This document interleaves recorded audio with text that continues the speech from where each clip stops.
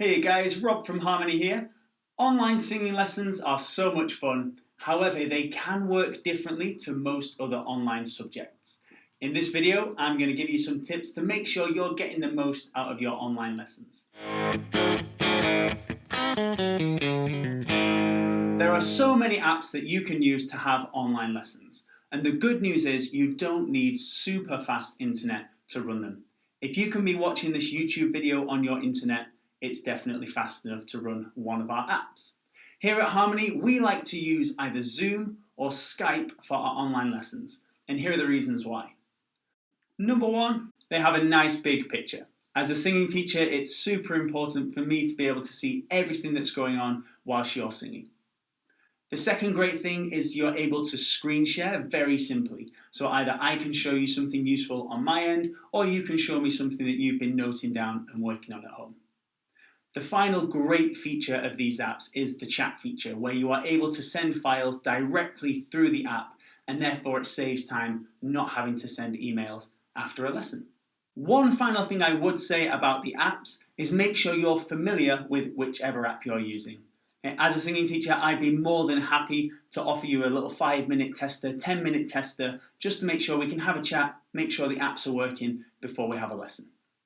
Now we've got the apps and the internet sorted, I want to speak to you about the 3 main points of this video. The first of which being the lesson space. Now the lesson space doesn't have to be huge. You can have a lesson from any room in your house. However, as the teacher, here are the things that I would require from your lesson space.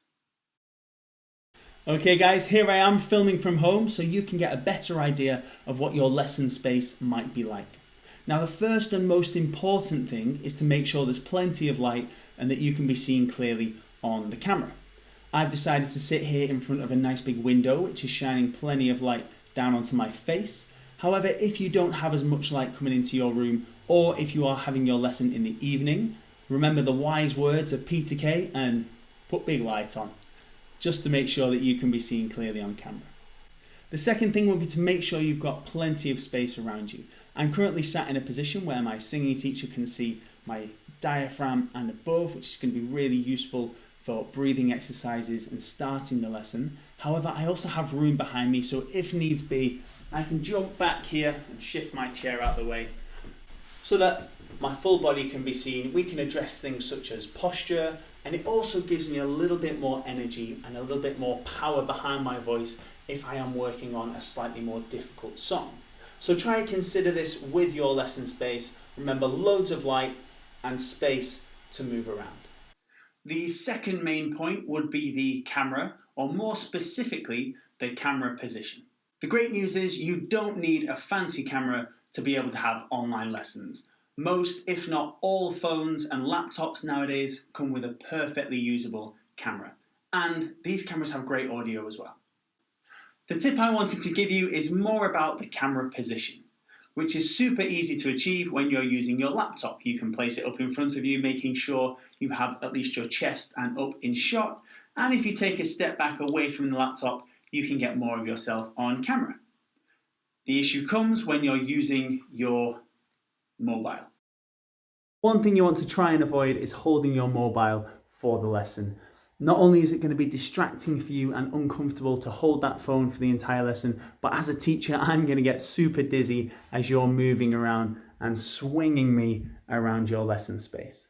What I would recommend is finding somewhere to prop your phone up where you can sit comfortably in front of it with your diaphragm and above in shot, and where you'll also have that space behind you, so if needed you can jump back there and get your full body in the camera shot.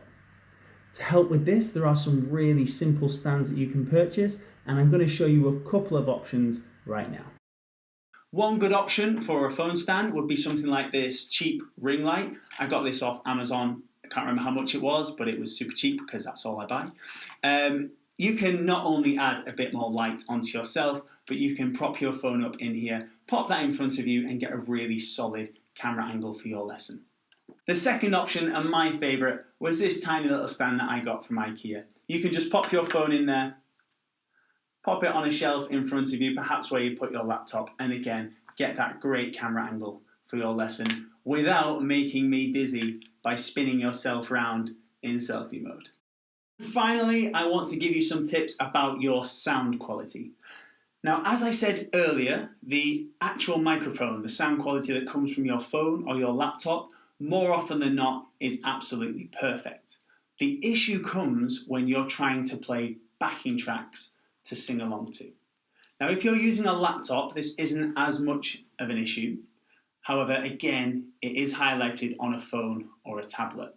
If you play a backing track from your device and try and sing into the same device, it can sometimes struggle to process both of those things. Either I won't be able to hear you, or I won't be able to hear the backing track, and therefore I won't know if you're staying in key, making me less helpful. The quick fix for this would be to have a second device, which isn't always ideal. However, it's fantastic to have one device there ready with your lyrics, your backing tracks, your work, anything that you need, and then a second device that can just be your camera. If this isn't possible, perhaps you have an external speaker, a Bluetooth speaker or just a plug-in speaker. Taking the sound away from the phone, away from the tablet, away from the laptop can help that issue, as the laptop isn't having to blare out sound and receive your voice. It can manage that much better. So just to sum up, a second device is ideal, an external speaker will work. If you really don't have any of those things, it's not a problem. You can still have your lesson, you can still get loads out of your lesson. I would maybe recommend having your lesson through headphones, again, just so you don't have that interference of background noise. One final little tip would be about the nightmare that is delay over the camera. So in a normal singing lesson, you'd come in and I could play the scales on my piano and you'd sing along in time. One thing you will have to get used to with an online singing lesson is the fact that that can't happen due to the split-second delay. It just throws everything out of whack. However, the way I get around this is I can record personalised backing tracks and send them to you. And if we learn something new, it'll be a call and response situation. So for a couple of lessons, we'll do some call and response. Once I learn about your voice, I can then put a little backing track together and send it to you, and you can have that ready on your music device, whatever you're using, and you can just sing along with that. That way we get best of both worlds, new scales, and you get that flow of doing the chromatic rise through the scales, which is great. So a quick recap of those tips. First off, your lesson space. It doesn't have to be anything posh, it just needs to be big enough and bright enough so that I, the teacher, can see you clearly during the lesson, and that you are able to move back from the camera so that we can address posture and other techniques like that. The camera angle, try and find a nice steady position for the camera and try not to be in selfie mode, throwing me around your living room and making me awfully dizzy during the lesson.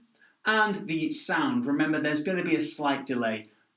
We'll be able to deal with that during a lesson, but as long as you're aware that there's a slight delay for scales and that you'll need possibly a second device or an external speaker to handle the backing tracks. I hope you enjoyed these tips, and if you are interested in having online lessons, check the link in the description below where you can book in for your first lesson here at Harmony. If you have any other questions, don't hesitate to get in touch or leave it in the comments below and we'll get back to you as soon as we can. As always guys, keep on singing and I'll see you next week. Cut and scene done.